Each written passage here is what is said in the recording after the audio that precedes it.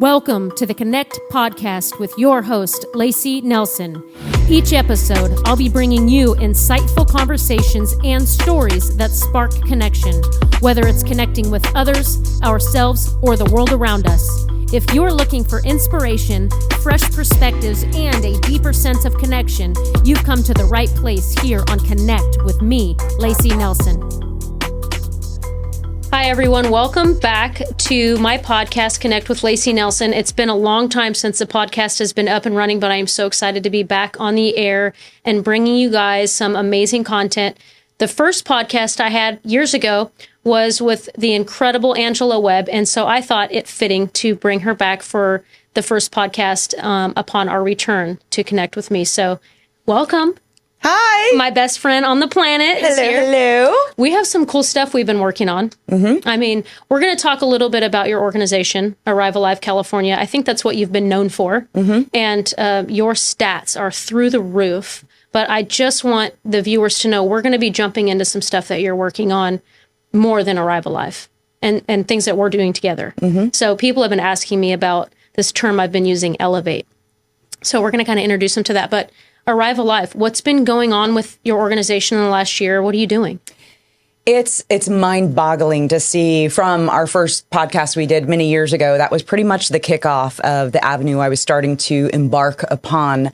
And this morning I pulled up the numbers, and from what that looked like from 2.5 years ago, we have completed 379 events in 2 years. Wow. And have reached over 235,000 people. That is 235,000 yes. in 2.5 years. Yes. All in California? All in California. Okay. And it basically, 58 counties in California, and we have been in half of them in 2.5 years. And it's incredible just to sit back and look at the numbers, do the talking of where this dream began to coming into fruition to what actually happened. Arrive Alive used to focus on DUI related deaths in our youth. Solely DUIs, okay. Impaired driving.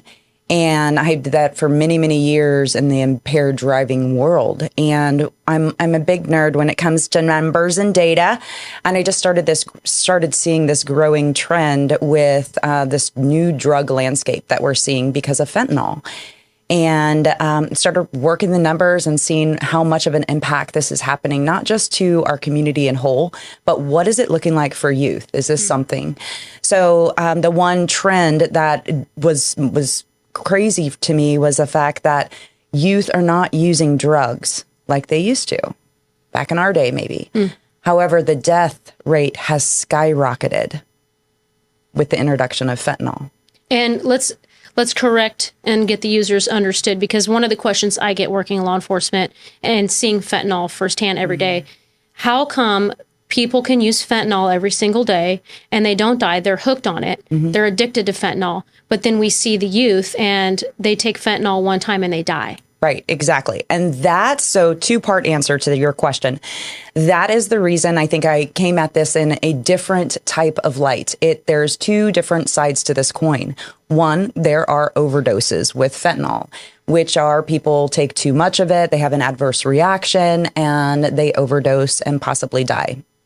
That's not the side of the coin that I address. I address the fact that there are fentanyl poisonings.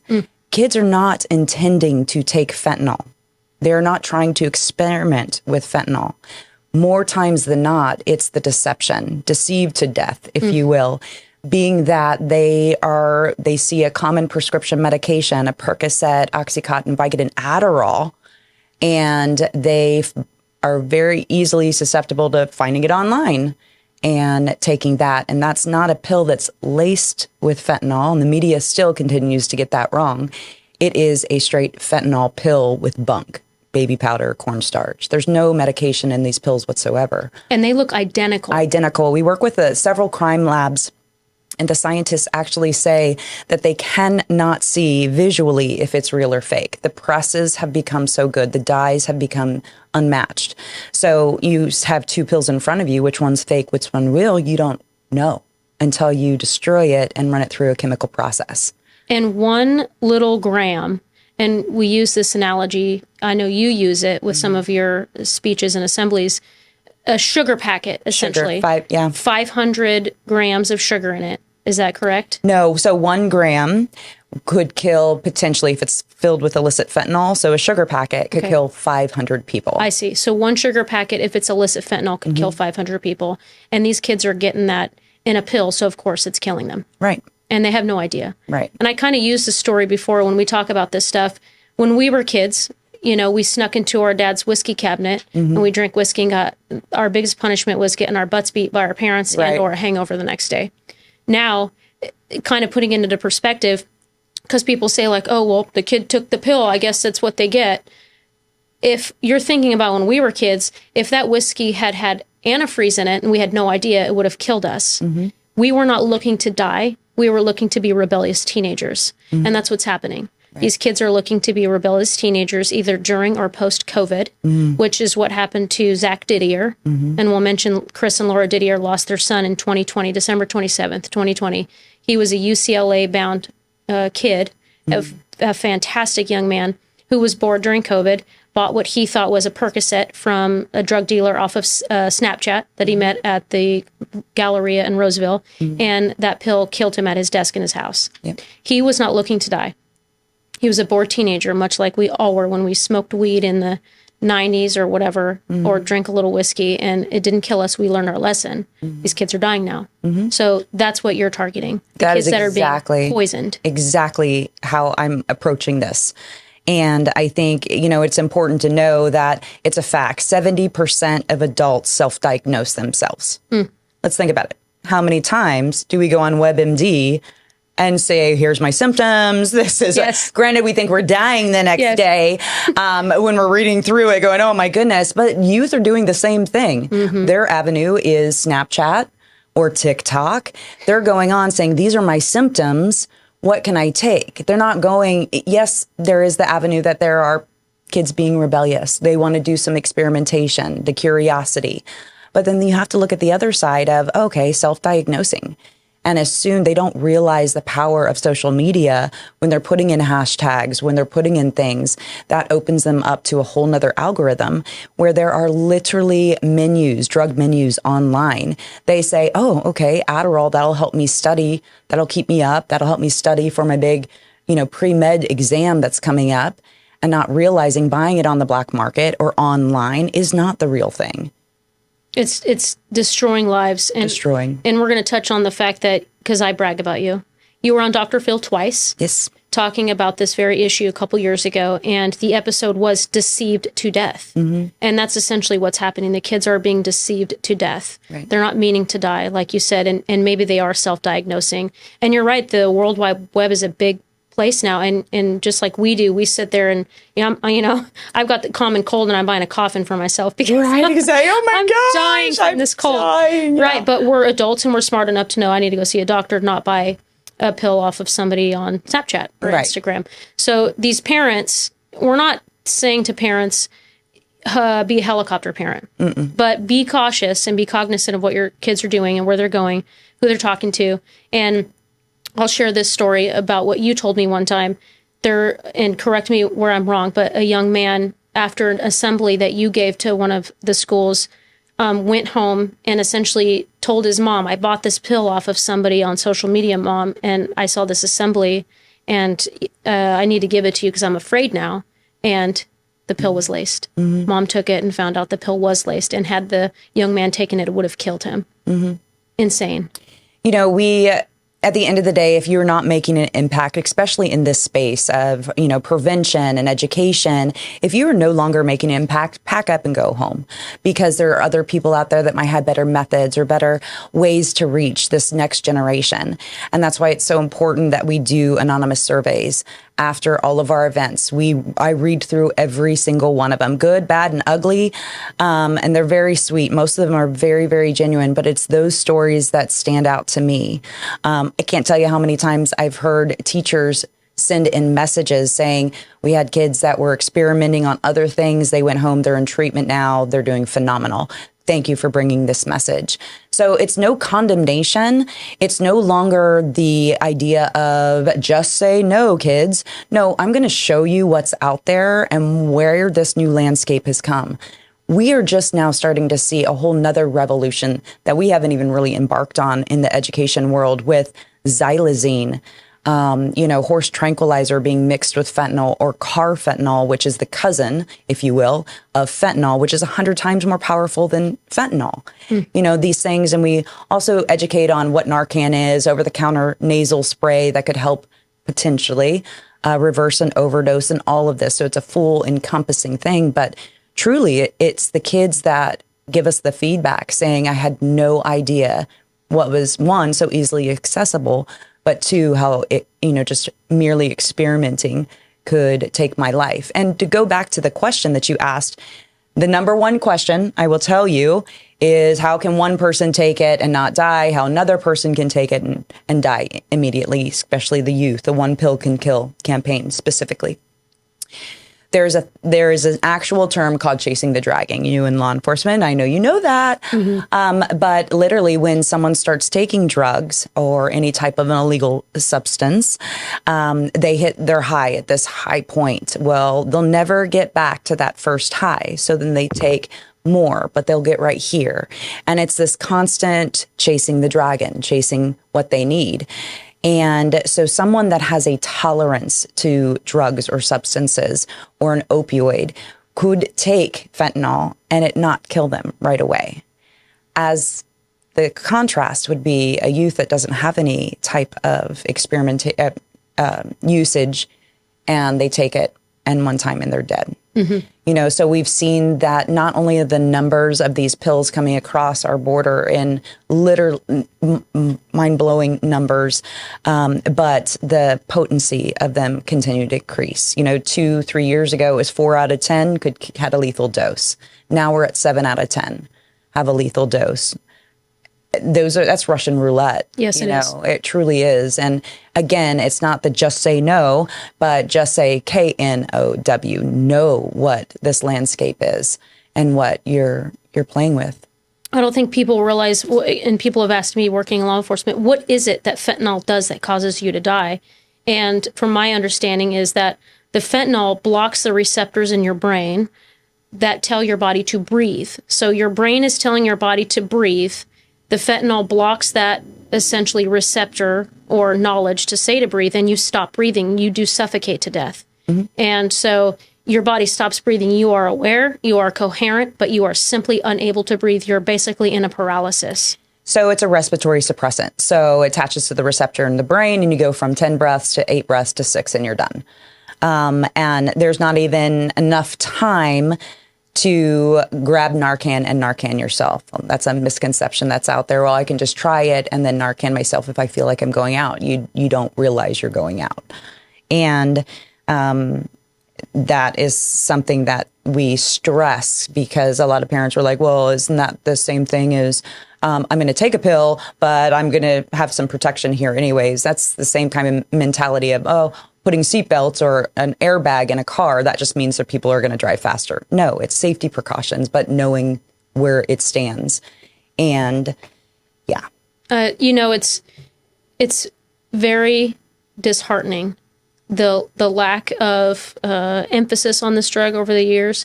So something that Arrive Alive is doing, 230,000, is that what you said? Kids? 235. But who's counting? 235,000 people. Actually unbelievable that you've made that impact in just a couple and a half years.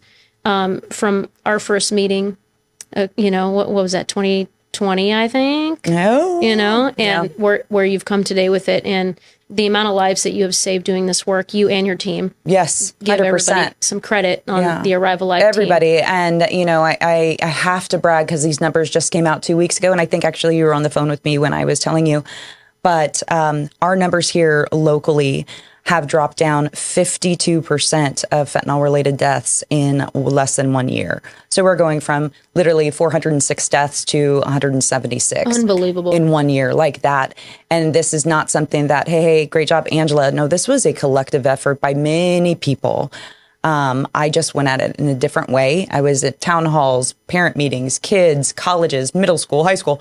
That was my element. There was so many other people that have championed this as well. but our work has just begun. Because of the fact that there's all of these other now designer drugs coming in. Our scientists don't even know the effects of what they do on a human body. They're that new, and they're being mixed with fentanyl.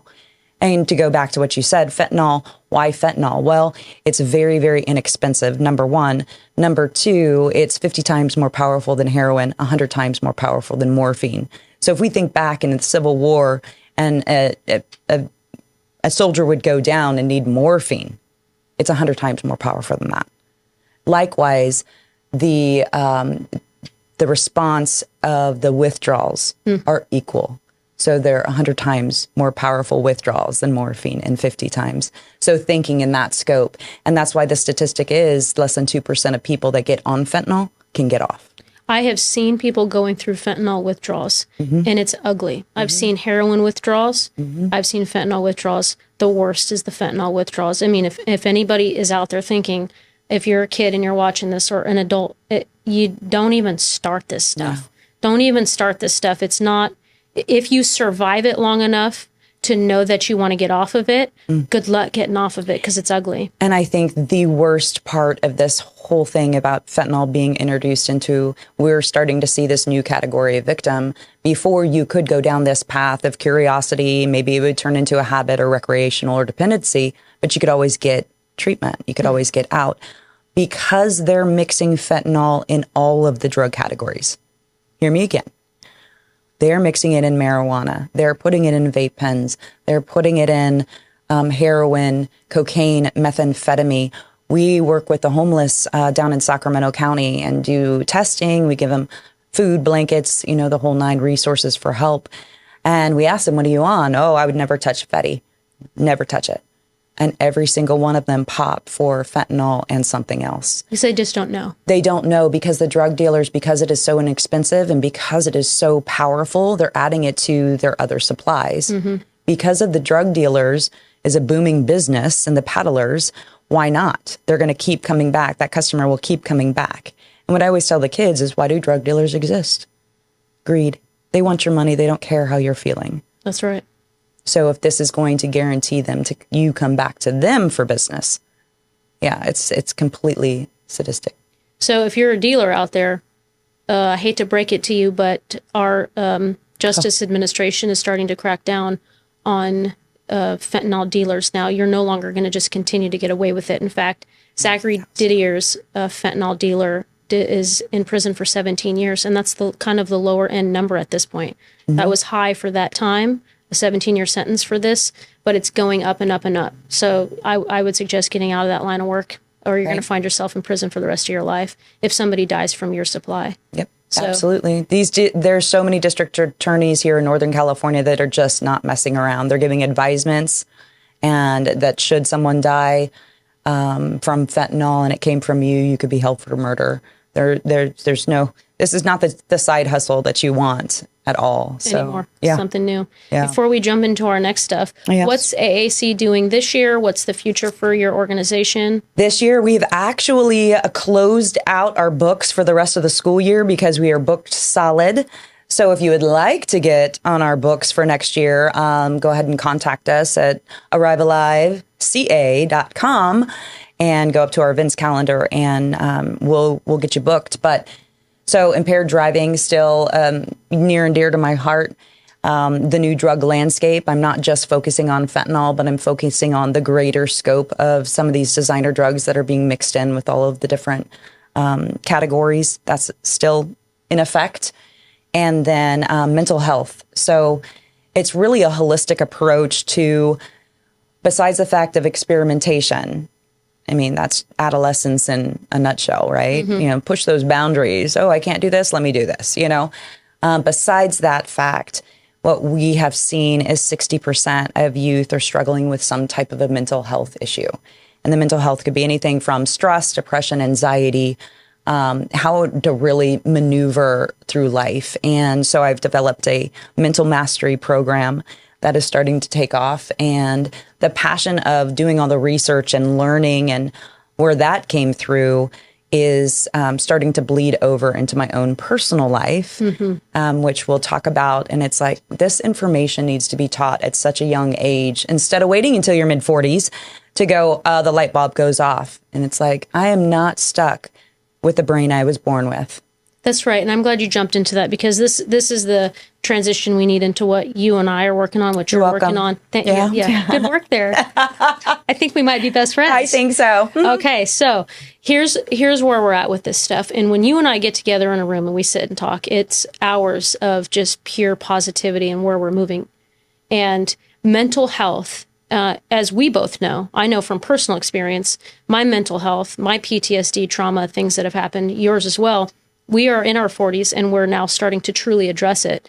But we want to start targeting, you specifically are going into the mental health capacity with youth and above, of course. But talk about your coming path. I mean, we're going to be doing some public speaking together, My Model Connect, mixed with your stuff with mental health. And what are you working on? What are you doing? What am I doing? Oh my goodness. Where are we going to be speaking? What I know that you and I have talked about a conference. Oh my goodness. I love it. We get together and it's just bouncing ideas off of this. We know that sucks. We're not doing that. Oh my gosh, that's good. Let's keep going. Let's keep going. I mean, it's just that rawness of, okay, do more, be more. And besides the fact that I sleep 3 hours a night, and I have no problem with that. I'm kind of over it. No, you sleep more. No, I don't, because that will go me into depression. Yes. I'm wasting time. Our minds are constantly moving. Constantly going. So, I think the heart of who I am, and I know you can relate to this, but has always been, if I have a tagline, this is forever, has been and will be, is serve our community and save lives. That can be the tagline for so many different ways. And how it once was, my past for 10 years, I was an expert in the aftermath of grief and helping people. I work with 16 different law enforcement agencies, and they would call me out 24/7 to help someone that had either experienced a trauma or crisis, minister to them. And then the next day, most of the time I would go to the schools if there was a suicide and talk to the counselors and teachers. I did that for 10 years.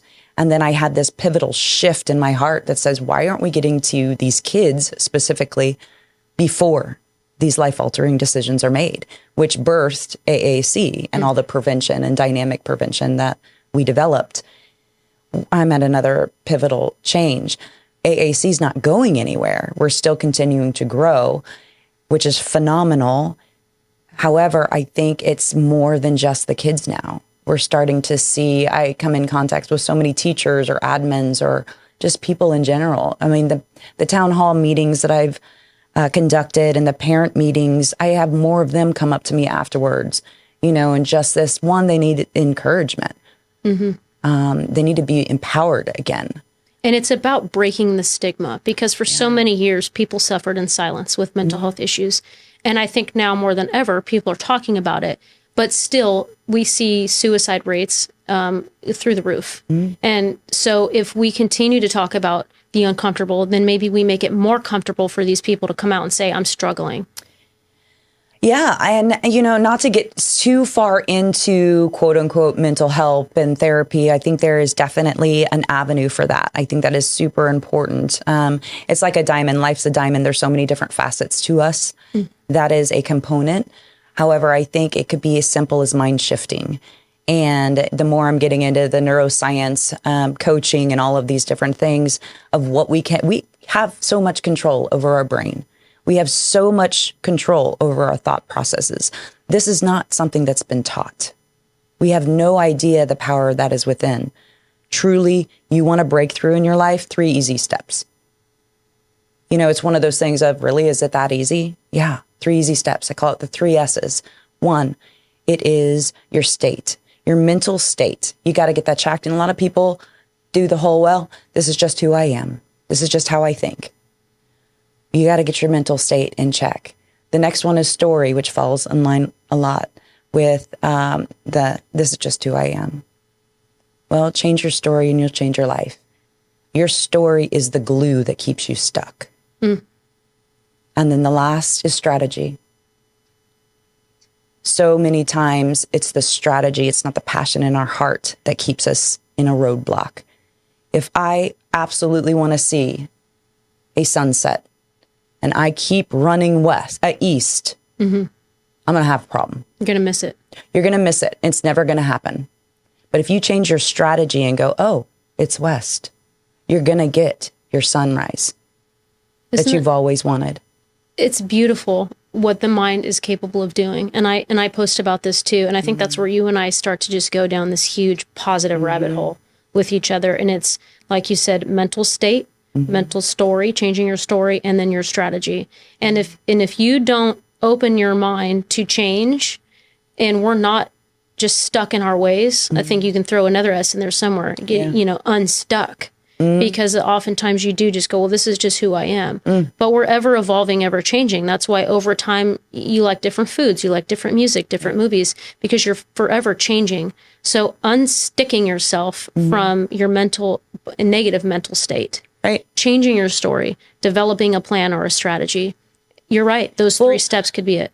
And you look at what you associate in the story realm is look at what you tie yourself to. I'm stressed. No, you may be having feelings of stress, but you are not stressed. It's as simple as doing a check-in with yourself. What did that just come out of my mind? Because you're almost incanting these behaviors over and over and over again. And that's one thing you have to check. No one else is going to check it for you. Yes, ma'am. And it's this idea of, change is inevitable. Evolving is inevitable. Growth is inevitable if you put strategy to it. That's the correct. And I use this kind of analogy, or I guess metaphor. If you're going to pick up something off the ground and it slips out of your finger, how many times does this happen as an adult, right? And picking up things off the ground gets harder and harder as the years go on. You bend over to pick up and it falls. And then you tell yourself, dang it, it's going to fall every time. And then you pick it up and it falls again. And those moments where you're just like, forget it, it keeps dropping. That's because you keep feeding yourself. It's going to keep happening. And that's an easy analogy for saying that's what happens in life. If you keep saying, I'm going to be broke, I'm never going to get that job. My marriage is going to keep failing. My children are going to keep, not having a great relationship with me. You are manifesting exactly what you're saying. So even if it's not true yet, change your mental mindset on it and say the things that you want to happen. Stop saying don't, can't, won't, and start saying I can, I will, I am. Well, our brains are a supercomputer. And I listen and I talk in pictures. And when we realize our brain does what we program it to do. So looking, manifestation, visualization, whatever, if you are looking and you tell your brain, I am successful, I am going to reach somebody, I am going to do this, your brain will give you all of the opportunities and pick them out for you, and you will focus on them. That's why I'm a big person of gratitude. I start my day and I end my day with gratitude list. Some days it's hard, but I will go to sleep and I will wake up being grateful I have breath, grateful for my family. We have the easy ones, right? But it's ironic that once I started implementing this in my life, I would go throughout my day and look for things to be grateful for. The same thing goes with finances, jobs, relationships. You have to put in the work, but you also have to put in the right program. That's right. So many people forget. How many times does my phone say, you need another update? When's the last time we went in and did our update of our thinking? We take care of our phones and our cars every 3 months. Absolutely. But our brains, we let falter for years before we do that check-in. Yeah. The update. Exactly. And then at the end of the day, so many people, and you might even be listening or watching and you go, I should do that. Well, you could should all over yourself. When it should turns into a must. That's right. Is when it will happen. I should lose weight. I should go to the gym. I should eat well. But when it turns into, I must go to the gym because I don't want to be in pain. I must eat right. My heart's giving out. My knees are giving out. Exactly. Don't let your life get to the I have to now because it's a little too late. And it's never too late. If you're living and breathing, it's never too late. If you're extremely overweight, if you're living in a cardboard box on the side of the road, it is not too late for you. If you're listening to this, you can get there. But what we're teaching you is get your mindset right and start putting one foot in front of the other and making those little baby steps. And sometimes people look at us and say things to me like, oh, it must be nice.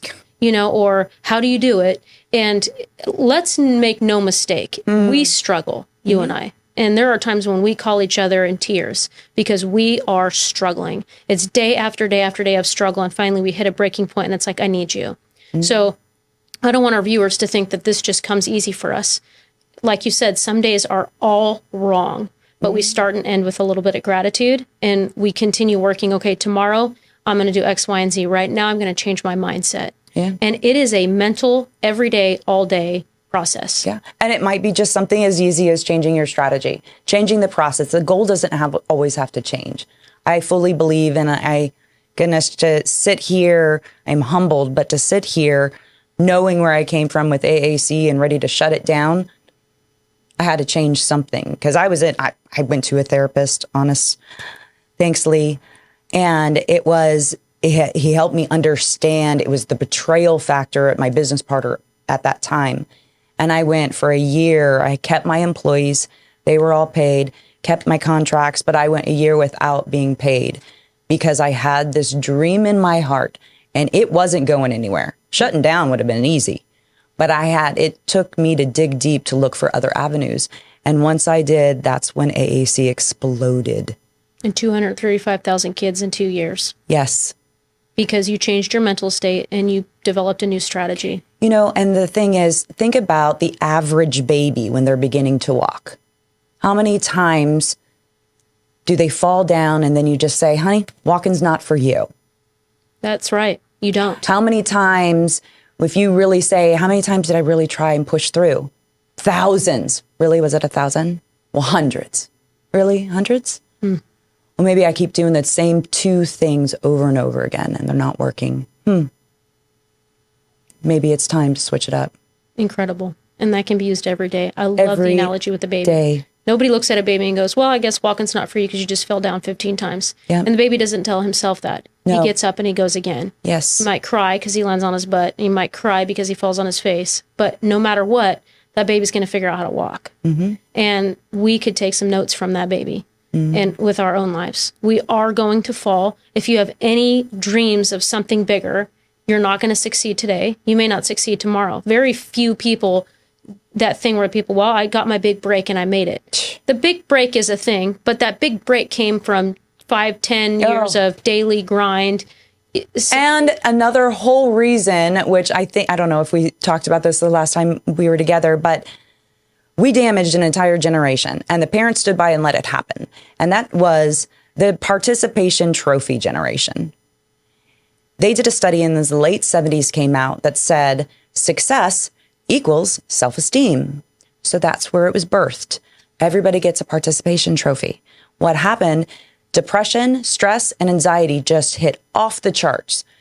Depressed because the athletes or the overachievers or the ones that deserved the trophy, why should I work hard? The ones who got it that didn't deserve it, they knew it and they didn't like it either.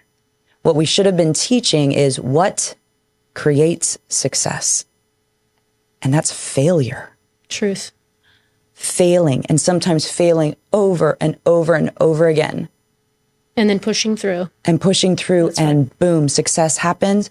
Confidence, self-esteem, because you knew you were able to do it. Because you pushed through. Resiliency, transformation, all of that comes through. There's that word transformation. Yeah. It's transforming your life to be exactly what it is that you want it to be. But like you say, sometimes you have to fall. You can do hard things. Yes. And sometimes the harder they are, the greater the reward. Isn't that incredible? Yeah.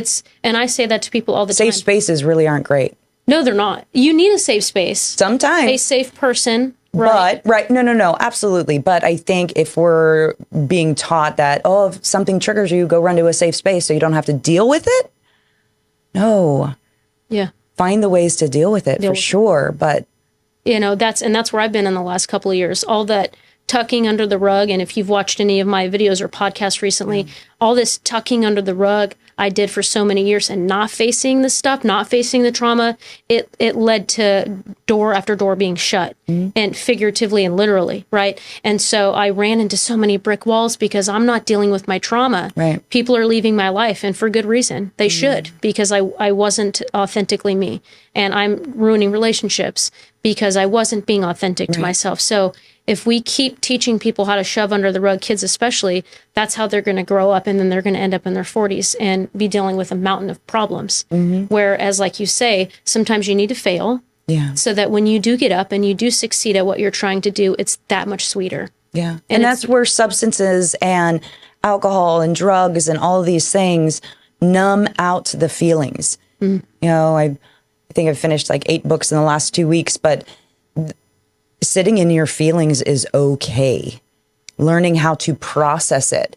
What happens, we go numb and we don't have to. It's shoving it under the rug. There's so many things, even as adults, let alone as kids, that fall down that path. And it's really going through it that will transform your life. And that's where it comes in with the kids with the substance abuse, and quite frankly, adults too. There's so many people addicted to something or another. And, you know, check yourself and recognize, and I tell people this all the time, if it were easy, the success wouldn't be worth it. So what you're working on is going to be hard, you know, and like you've got this hugely successful business and moving into your own motivational speaking and transformative campaign, if you will. And, you know, I came from humble beginnings and look what we're working on. But this wasn't easy. This is every single day of a grind or a goal set. And something that I tell people when they ask me, what's a secret? Give me one secret. Well, there aren't many secrets, but one thing that I do is I have a running list every week, and it might change weekly, of what do I want to accomplish this week? Yes. And a mentor of mine told me, and this is so helpful too, if you plant a seed today, the flower is not going to grow today or tomorrow. You have to plant 10 seeds today, and maybe 2 of those flowers will bloom in a couple months, you know, or whatever plant you're growing. And that's life. If we plant a couple of seeds today, maybe one of them will grow in a couple months, maybe they won't. But if we never plant them, we never get to see the fruits of our labor. So every day, like you say, you get up and work on something else. And then you call me in a couple months, guess what's just happened? Just transpired. Yeah, exactly. And you might be going down this imposter syndrome. Well, if I do that, or I'm doing this and I have this imposter syndrome, I've always done it this way. I had to laugh. I was really never into social media. I'm still working my way through it. But I had somebody reach out to me and say, what happened to your 1 selfie a year commitment that you've had for the last 10 years? Last year I started social media and it exploded, and I'm grateful, but there's a lot more than 1 selfie on there, thanks to my social media team. And I said, old ways won't open new doors. And sometimes you just have to, just because I've done it this way, always done it this way, this is how I have to do it. No, sometimes those new doors that you want to go through require you to do more, do something different. And getting through that imposter syndrome, as that happens, remember and tell yourself, I've earned this. This is imposter syndrome, is you're in a place that you shouldn't be at. But I've earned this and I've worked hard for this. That's okay. And I'm a list person too. I've got, sometimes if I've done something, I'll put it on the list just to check it off. But no, I check. Yes. Because you never know, you could be thinking you're going down this one path and then something else completely opens up. That's right. You know, it's like, I started off this beginning of this year. I had goals and I said, I'm going to do this, and this. And that opened up to what I'm planning my summer based off of. Because I checked off one that I go, I can do this. And people are visual people. So, you know, if you're able to see and write and you mark down and you are able to look at every single day or once a week, whatever it is, what have I planned for myself this month? Or what have I planned for myself by summer? Right. And you start to check that stuff off, then it might open your mind to something else. Or then you can look back, and some people, you know, they don't have huge goals for themselves, and that's fine. If your main goal is to do something small this week, it doesn't matter. If you're struggling and it's just to get up and take a shower and brush your teeth every day and get dressed and wash your clothes, God bless you. Get up and do that. Write that on the list. This is what I want to do every day this week. Every day, these are my goals, and watch yourself manifest into some more positivity. And that's what you're saying. And if it's huge goals, like, you know, you and I have big goals. I have a vision board at home, and I'll have magazines and cut pictures out, and this is what I want to happen. Remember, you're programming your brain what to look for. That's right. And your brain, that supercomputer, is going to help you. Oh, if you do this. It's more scientific. It's literally scientific. It's incredible. of what our brains, but we have to get to that step to realize, okay, that's what I need to do. And that's where you and I are going. That's where we're going. Yes. You know, I think one of the times we got together and we both are into this public speaking realm, but the interesting thing, we met that with the fact that we have such a passion to help people. Yes, ma'am. And serve people and save lives. And I mean, it's all encompassing. But the circle that we're a part of, there are so many people that have that same mission from all walks of life. And I went to, in July last summer, the Aspire Tour, and I love it. They brought in all of these people. I go, why don't we create something like that at a local level with all of this local talent? Bring in everyone, and your messaging is connect. I mean, that's the heart of you right there. My messaging would be transform. So it's like, how can we combine these as the pillars to bring in Elevate. And that was a night of us just sitting around laughing and joking and trying to come up with something. And that came to us almost organically, pretty quickly. So, you know, we have a few minutes left. Let's talk about what we're working on, because I want our listeners and our fans to get inspired. We are both working on some big projects. Yep. I'm working on a book. You're working on, of course, AAC stuff, but we're moving into this realm of motivational speaking. And there's so many facets to motivational speaking. We've Absolutely. got Tony Robbins and all kinds of different people, but you and I are about transforming, connecting human beings on every level. So we're working on a conference. It's going to be, you know, we're kind of up in the air. But we have a handful of wonderful people who have had just incredible journeys of self-exploration and success. And we want to bring something local to our area in California. And if it branches out to other cities in the country, that's what we're going to do. But Elevate 2026 we're working on it. And it's going to be our project. We're at the forefront of this amazing day, and tickets are not going to be expensive. We want everybody to be able to come, youth, college students up to you're in your old ages. And this is something where people can come and network, hear speaking, meet other like-minded, incredible people, or just come and be inspired. yeah. And then the speakers, it's going to be the all-day affair, but it's going to have so many different specialties of speakers. So you get a full elevated experience, because you're not just hearing from me or you're hearing from multiple different people that have had this experience in their life of transformation and connecting to their core and other people. And it's going to be incredible. It's going to be, I think it's just going to be bigger than what we think. You know, we're saying we're starting out small. I don't think so. We've got people on the list that are recovering drug addicts, turned bodybuilders, to turn 7-figure business owners, Oh, my people goodness. who have created businesses from scratch. So, you know, you and I with our stories and things of that nature too. So I can't wait to see where it takes us. And So the things we're gonna excited. do. And watch you, my best friend, Angela, transform your own life from what you've been working on, which is incredibly successful, to what I think you don't even know is going to be bigger than what you can even grasp yet. And that's Angela, the public speaker, the motivational, transformative speaker, focusing on mental health and mental, what did you call it? Mental mastery. Mastery, you know, and that's where you're going. And, you know, us together, it's just, here we go. I know. Here we go. Your biggest cheerleader. Go, go, go. And back at you, you know. And so, you guys, thank you for joining us. If you want to find Angela Webb on all social media platforms, Instagram specifically is where the two of us are doing most of our big stuff. I'm trying to build my TikTok. I think I have 3 people on TikTok. I'm not really working on that one. So we're trying to get our pages going, but find us both on Instagram. I am Angela Webb, WEBB on Instagram, and of course me, and our TikTok pages. And stay tuned for Elevate 2026. The two of us are going to be putting this together this year. And if this is a project you want to be involved in with us, please contact us. You can find us both on social media, my website, LaceyNelson.com, and connect with Lacey Nelson. Welcome back to my podcast. I can't wait to continue to bring you amazing guests that are going to transform your life and mine every time we sit and speak. So have a great rest of your day, folks, and I'll see you next time.